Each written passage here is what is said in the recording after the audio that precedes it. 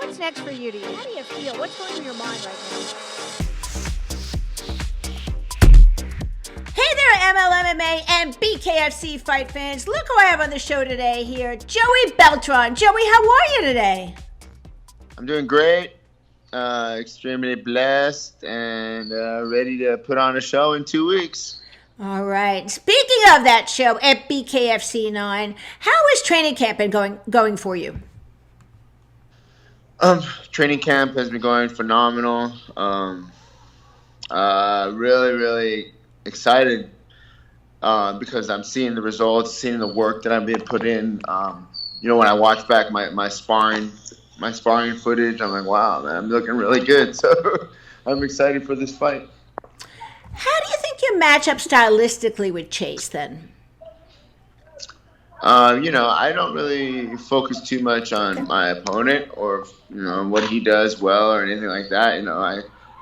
I go off the theory. I try to make a monster out of myself. And I'm trying to make myself in tip top, physical condition, and just I'm just ready to go through hell if need be on that Saturday night. What a Saturday night it will be. I think this fight is going to be outstanding. Have you thought about any holes in Sherman's game, though, that you could take advantage of? I just honestly feel like, if I make it a dog fight, he doesn't have as much. I have more dog in me than he does. So if I make it a dog fight, it's not going to be so good for him. It's funny because one of my next questions was to ask you about the dirty boxing plan, because I do agree with you that I think you'll dominate in that factor. So without giving away the game plan, we are both on the same, I'm not your coach, but I agree with you. Anyway, this is odd. It doesn't seem like it's been this long, but this is going to be your 5th bare-knuckle fight. It was only just like a year and a half ago that bare-knuckle started. How have you changed as a fighter since BKFC 1? Well, definitely have made the necessary changes in the game, focusing a lot more on head movement and defense. Okay. And also just really placement of the punches where they land, not just swinging recklessly. Just tighten it up. I get it. In the digital age, our sport needs those clickbait images. They need the blood covered faces, like in mine and Tony Lopez's fight, and Artem and Jason Knight's fight. We need that to generate the looks, to generate the hits. But it's a very technical game. It's a very, very technical game, and if you want longevity, like I do in this sport, you gotta know you better be bobbing and weaving out there. It's funny you mentioned that, because one of the things I was talking with some of the other BKFC fighters I'm interviewing for BKFC 9 is the fact that our viewers sort of need to be a little more educated, and if you would help us again with this for our viewers, that this is you mentioned it's very technical, but it's also very strategic, and how it's not just wild swings. It's actually, you have to be very place your hits strategically. So talk to our viewers a little bit about how that is different from some of the other combat sports you've been involved in. On the defensive side, just the difference between the difference in padding from having your hand up here, like with the glove, you're going to be covered up here with a boxing glove. With MMA glove, you're going to be covered right there. And then with the hand, that's all you get. So with blood and sweat, punches that you wouldn't think would slip through your guard are going to slip through your guard. So I obsess over defense. And, the correct placement of my hands and, parrying the punches, slipping off the punches, all that stuff. And there's a lot that goes into it, man. A lot of boring, monotonous drills. That's really the only way to, drillers make killers, to use a cliche.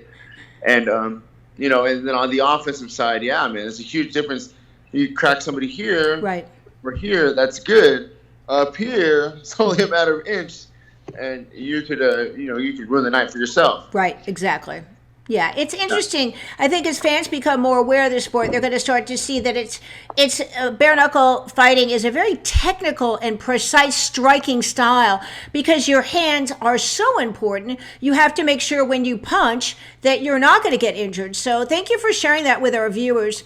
So your girlfriend Maia is fighting on bare knuckle FC9. Tell us how that all came about. That's exciting.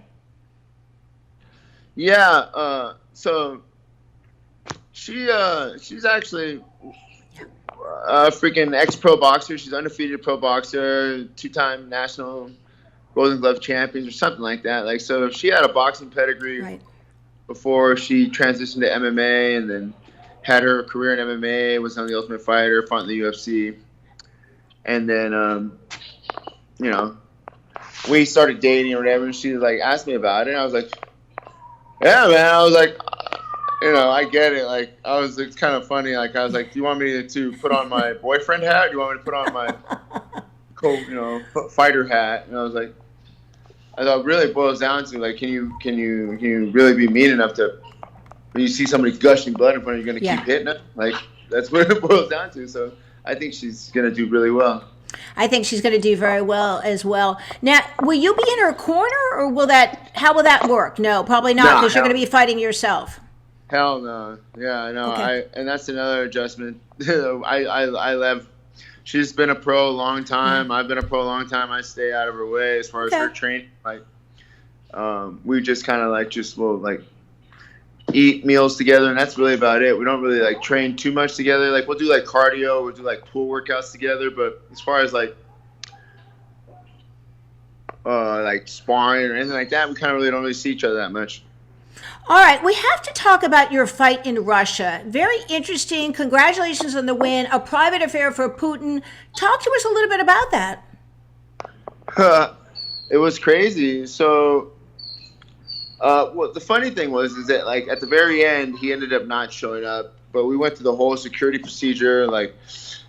They held our passports. They put us through the metal detectors and all that good stuff. And then they came in the rooms and they're like, well, he's actually not going to come.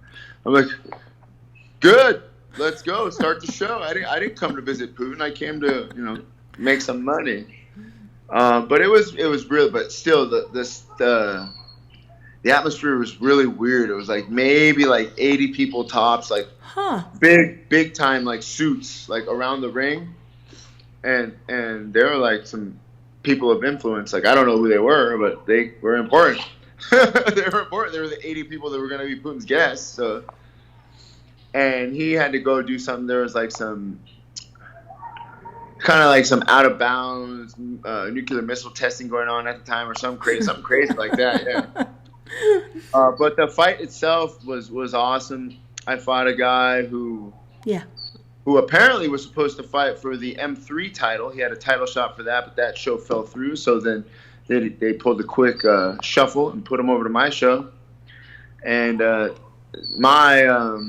my connection or liaison, or however you want to put it, basically the Russian guy that was speaking to me, really nice gentleman by the name of Alexei. He's like, yeah, man. He's like, everybody thought he was going to be too young and too fast for you, and you just beat him up. You sure did beat him up. Yeah, good. It was good, man. It was real fun to be back in under that rule set. Be able to knee. I wasn't able to elbow because it was combat sambo rules. Okay. So basically, it's the MMA rules with no elbows. Oh, I didn't know that. That's interesting. Okay, thank you for sharing that. Yeah, so it was fun. I had a lot of good time. I had a really good time. Russia was beautiful. Sochi was definitely different because I had been to Russia before, but I went there in February, so it was covered in snow. It was not summertime. So to go there in the summertime and go there to they call it the Russian Riviera, Sochi, where they had the Olympics. Right. Freaking beautiful, man. It was beautiful. So it's a good experience. Good for you. Congratulations on the win again, by the way. Do you think you're going to stay in bare knuckle, or are you going to go back to MMA? I know that you've been in bare knuckle a while, I know, but that was a special show. Or what are your plans going forward? My plans going forward are I would say I'm a prize fighter, and I stay ready for any opportunity. So, right now, Bare Knuckle Fighting Championship is paying me the biggest prize, and I would imagine, God willing, I win that title on November 16th. Yeah, they're gonna make it. They're gonna make it really worth my while, and it's gonna be hard for me to go back to MMA and there's always a chance, you slip on a banana peel or get hurt, or somebody gets you in a leg lock or something funky like that. I would, if I go out there and I win the title, I'm gonna take that very seriously, and I'm gonna do my best to represent the company and represent the sport and move forward with it. Well, we wish you good luck on that, Joey. Before we go today, is there anything else you want to add, sir? No, man, everything's going really well. I'm excited to go out there and, like I said, man, I really, the way I've been performing in the gym and just outside of my day-to-day life and my mindset, everything's going really well. I'm excited to go out there and win my title. All right, fight fans, you can catch BKFC 9 Saturday, November 16th at the Mississippi Coast Coliseum, and you can get tickets at www.bare-knuckle.tv. As always, I will be there pre-fight, during the fight, and after the fight, bring you all the information, news, and interviews. Help a girl out. Like the video, share it, send a question in for Joey so when I see him at BKFC 9, I can ask it for you. And Joey Beltran, thank you so much for taking the time to speak with me, and good luck at BKFC 9. Thank you, Susan. You have a great day.